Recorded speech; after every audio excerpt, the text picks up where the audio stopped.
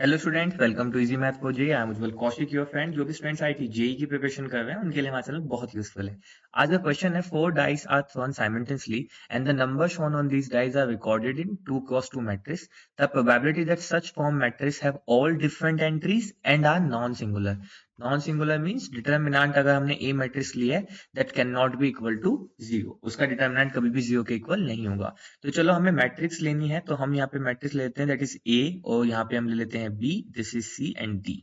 ठीक है,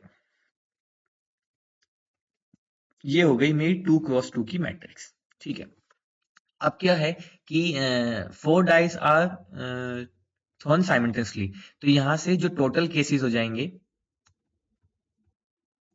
वो कितने हो जाएंगे, 6 to the power 4, ये हो जाएंगे हमारे टोटल केसेस। भाई एक बार हम डाइस हो गएंगे तो 6 और 4 एक साथ कर रहे हैं तो 6 into 6 into 6 into 6। अब देखो, probability that such form matrix have all different entries, तो यहाँ पे जो ये मेरा ए बी सी डी ये क्या है, आर डिफरेंट। और दूसरा ये क्या है, नॉन सिंगुलर है। अगर ये मेरी मैट्रिक्स ए है तो यानी कि इसका डिटर्मिनेंट यानी कि A D minus B C, this can not be equal to zero. अब ऐसे में क्या होता है, हमें बनाने होते हैं केसेस। अब हम ऐसी एंट्रीज को ढूंढे जिसमें A D minus B C non zero हो। उससे ज्यादा आसान होगा कि हम वो एंट्रीज ढूंढ ले जहां पे A D minus B C equal to zero होगा। ऐसे केसेस कम होंगे जहां पे A D is equal to फिर बी सी होगा। भाई देखो, इसके डिटर्मिनेंट को जीरो होना यानी कि A D minus B C equal to zero होगा, तो यानी कि ए डी जो है वो बी सी के इक्वल हो, तो यानी कि जो ए और डी एंट्री है that is equal to entry B and C, उनका प्रोडक्ट। ठीक है, तो अब ऐसे केसेस क्या होंगे, अब हमने डाइस लिया था तो 1 2 3 4 5 6, ये 6 नंबर होंगे। तो अब हमें ए बी सी डी करने हैं। तो देखो यहां से हम अगर देखें तो 1 into 2 1 into 3, तो देखो यहां से अगर मैं देखूं तो 1 into 6, अगर मैं इस पेयर का प्रोडक्ट करता हूं दिस इज 2 into 3। अगर मैं ए बी सी डी को ये 4 वैल्यूज देता हूं तो देखो सारी डिफरेंट है और यहाँ पे दो का प्रोडक्ट सेम आ रहा है। इसी तरह से एक और केस यहाँ पे जनरेट होएगा that is 2 into 6 and 3 into 4। इसके अलावा और कोई केस जनरेट नहीं होगा। तो चलो वन बाय वन डिस्कस करते हैं। तो सबसे पहले केस वन ले लेते हैं। ठीक है, केस वन क्या है, जिसमें 1 into 6 this is equal to 2 into 3। तो देखो अब हमारे पास क्या चॉइस है, यहां से मैं कह सकता हूं कि जो मेरा ए है दैट इज इक्वल टू 1, और जो मेरा डी है दैट इज इक्वल टू 6, और जो मेरा बी है दैट इज इक्वल टू 2, और जो मेरा सी है दैट इज इक्वल टू 3।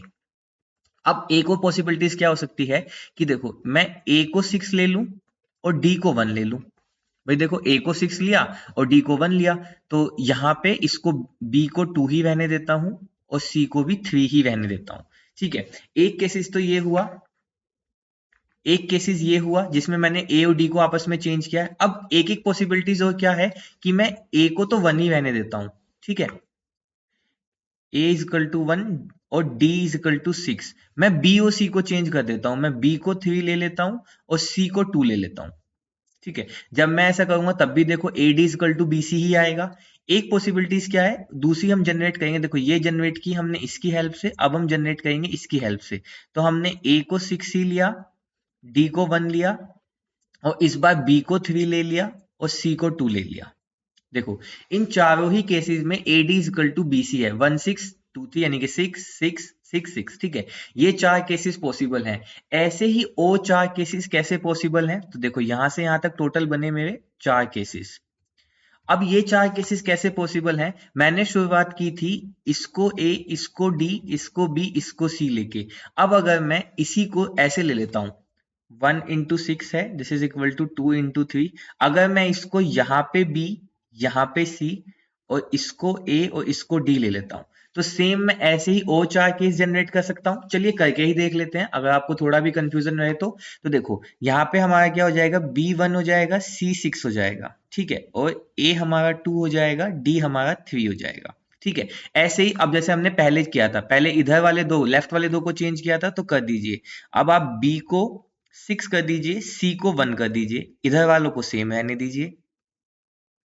ठीक है, अब और दो केसेस क्या हैं जो हमने पहले भी बनाए थे, इसकी हेल्प से बना लेते हैं। इस बार क्या करते हैं, हम ए वाले को चेंज करेंगे, तो बी को 1 रहने देते हैं, सी को 6 कर लेते हैं, और ए को 3 कर देते हैं, और डी को 2 कर देते हैं। अब भी देखो BC इक्वल टू AD है।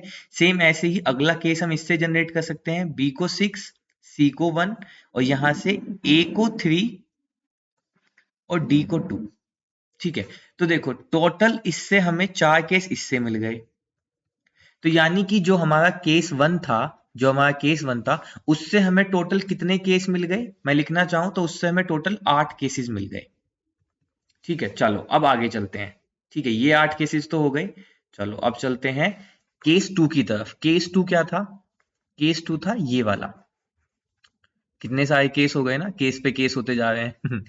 चलिए तो केस 2 पे चलते हैं। केस 2 क्या है? 2 into 6 is equal to 3 into 4। अब सेम कंडीशन, इसको ए, इसको डी, इसको बी, इसको सी ले लीजिए।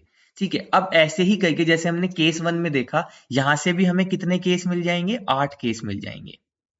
ठीक है, तो यानी कि टोटल हमारे पास 16 केसेस ऐसे हो सकते हैं बस, जिनसे हमारा AD इक्वल टू BC हो, यानी कि डिटर्मिनेंट ऑफ A जो है वो हमारा 0 हो। इसके अलावा और कोई पॉसिबिलिटीज नहीं है। तो अब हम क्या करते हैं? अब हम ये 16 केस को निकाल देंगे। तो हम यहां से अपने फेवरेबल केस बनाने की कोशिश करते हैं। तो देखो फेवरेबल केस कैसे बनाएंगे? हमारे पास कितने नंबर है? 1 2 3 4 5 6। हमें इन 6 में से कोई भी 4 नंबर चूज करना है अपनी मैट्रिक्स ABCD को बनाने के लिए। तो हम फेवरेबल केसेस क्या होंगे? इन 6 में से कोई भी 4 चूज कर सकते हैं हम। अब क्योंकि चारों ही डिफरेंट एंट्रीज हैं, तो हम उनको फैक्टोरियल 4 तरीके से परम्यूट कर सकते हैं। ठीक है, ये तो हुए टोटल फेवरेबल केसेस। अब इसमें से मुझे क्या करना होगा? मुझे माइनस कर देना होगा ये वाले 16 केसेस। समझे? क्योंकि इन 6C4 इंटू फैक्टोरियल 4 केसेस में ये 16 केसेस भी कवर हो जाएंगे जब हमारा डिटर्मिनेंट 0 हो रहा होगा। तो हमने क्या किया? सिंपल इसको निकाल दिया। तो अब अगर हम यहाँ से प्रोबेबिलिटी की बात करें तो हम यहाँ से कह सकते हैं रिक्वायर्ड प्रोबेबिलिटी क्या हो जाएगी? 6C4।